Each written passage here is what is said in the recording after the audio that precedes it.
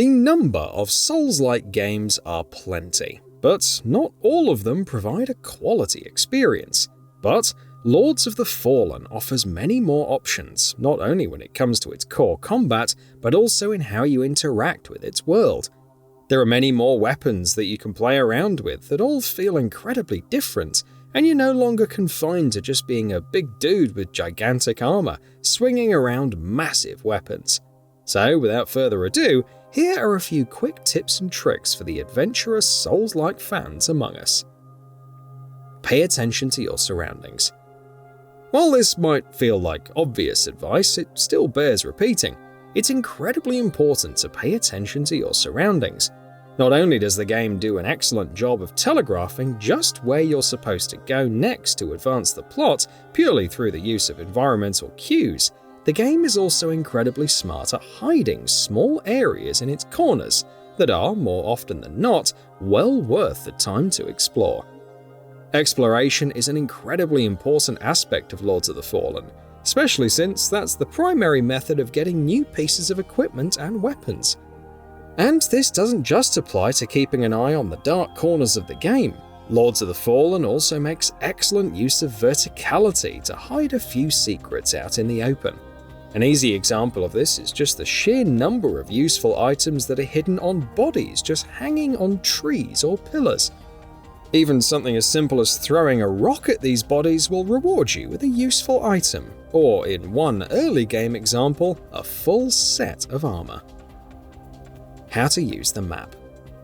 While the game still hangs on to its From Software inspirations and doesn't give you a constantly updating map that you can use to navigate its world, there's still a map you can find as early as immediately after exiting the tutorial zone. This map, while more of an artistic look at the game's world rather than a utilitarian one, is still a useful way to figure out where you are.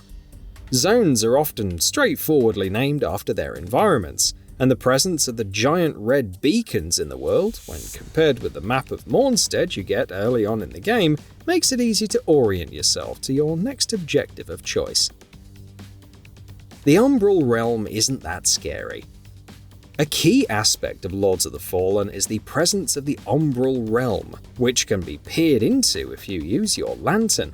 If the situation calls for it, you can also hop into the Umbrell Realm to continue exploring the world.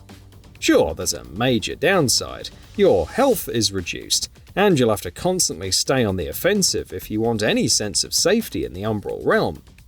The Umbrell Realm also gives you access to a whole bunch of nifty abilities, like pulling floating platforms closer in order to traverse a large gap, and the ability to whip enemies around. The only downside to the Umbrell Realm, aside from the health penalty, is the fact that you'll often have to find more energy for your lantern, especially if you want to keep doing some of the more fun stuff. On the flip side, the longer you're in the Umbrell Realm, the higher the multiplier for the game's currency goes.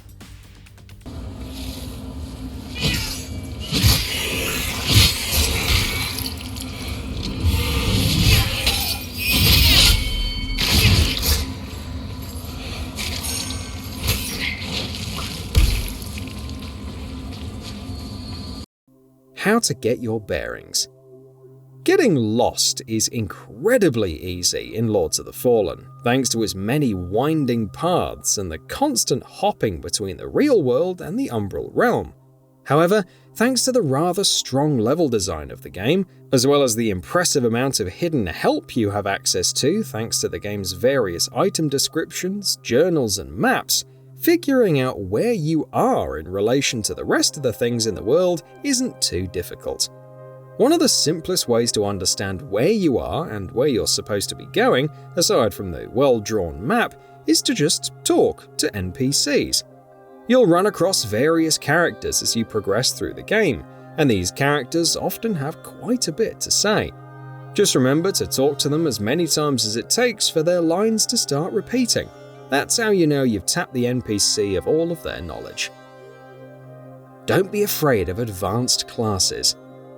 The first thing you do in Lords of the Fallen's character creation is picking a class, and the game helpfully lays out the different starting classes by category, with the straightforward and beginner-friendly classes at the top of the list. Scroll lower down, however, and you'll find classes that have been tagged by the game as advanced. Don't be afraid of these classes. If you want to be a pyromaniac throwing fireballs all over the place, go for it. The advanced classes don't even have new mechanics. The tag just exists to warn players that these classes might be more fragile than the others. As long as you know how to dodge attacks, you'll be fine. If dual-wielding daggers sounds like your type of gameplay style, pick the Exiled Stalker, because ultimately, your class is just a starting point. The selection of your class is only really locking you into how your character will play for the first few hours of the game, since the class only really decides the stats and equipment your character starts out with. If you start out as a Dark One, and later on decide to dabble in a bit of magic, feel free to throw some points into the appropriate stats, since all it really takes to become a spellcaster is for you to find the right gear. On the other hand, if you find your character to be a bit too fragile, throw on some heavy armor. Sure, your rolls will be slow, but if you can survive the hit, will you really need to roll as often? Ultimately, characters in Lords of the Fallen are just as flexible as characters in Dark Souls or Bloodborne. You just have to find the right gear. The lantern is an incredible tool. An aspect we touched on earlier in this video is the fact that you get a few fancy abilities when you enter the Umbrell Realm, and that's largely thanks to the lantern your character starts out with. Aside from being a plot-relevant object, the lantern quickly proves itself quite useful, since it gives you access to a host of new traversal and combat abilities. Just the simple act of being able to fling enemies around more than justifies the lantern's existence, and things get even more interesting once you start using it to traverse the game's levels. The Umbrell Realm has some subtle differences from the real world, and things that might bar your progress in the real world might not even exist in the Umbrell Realm. Since holding up the lantern gives you a peek into the Umbrell Realm, you can simply just walk through a wall that, while very real in the real world, doesn't exist in the other one. Block, parry, or dodge?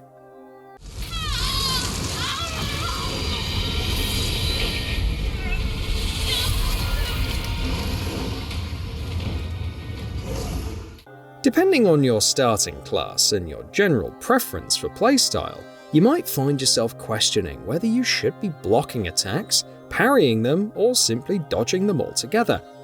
The answer to this question largely comes down to your equipment. If your armor's incredibly heavy, blocking an attack will most likely end up being the best choice. On the other hand, if you're a spellcaster wearing flowy robes, you might find it easier to dodge an attack, rather than risk being brought to the brink of death. Parrying, however, is a skill that just about all players should learn, since it doesn't really depend on your gear as much as it does on your own timing. The window for parrying attacks isn't as tight as you'd think, and more often than not, parrying the right attack can mean a fight that would take over a minute to finish instead just takes a few seconds. Item descriptions are incredibly helpful. While we spoke about item descriptions being useful to help you navigate the world, it's also worth noting that a lot of the game's setting is told purely through these same descriptions. If you pay attention to the descriptions of the different weapons, armors, spells, and even consumables you pick up, you'll start getting a pretty good idea of what's happening in the world well before any character comes along to tell you what's up. Experiment with different weapons.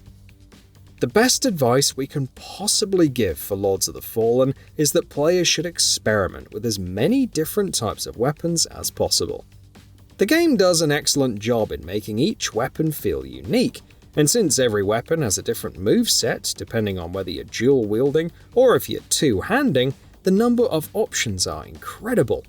The general control scheme and gameplay systems also make a bow-centric playstyle not only possible, but incredibly powerful as well, since you don't lose much in the way of agility when aiming. And with that, we've reached the end of this video. Have anything to say? Let us know in the comments below. Also, we upload new videos every single day on Gaming Bolt, so please consider subscribing as it really helps us out. Thanks for watching.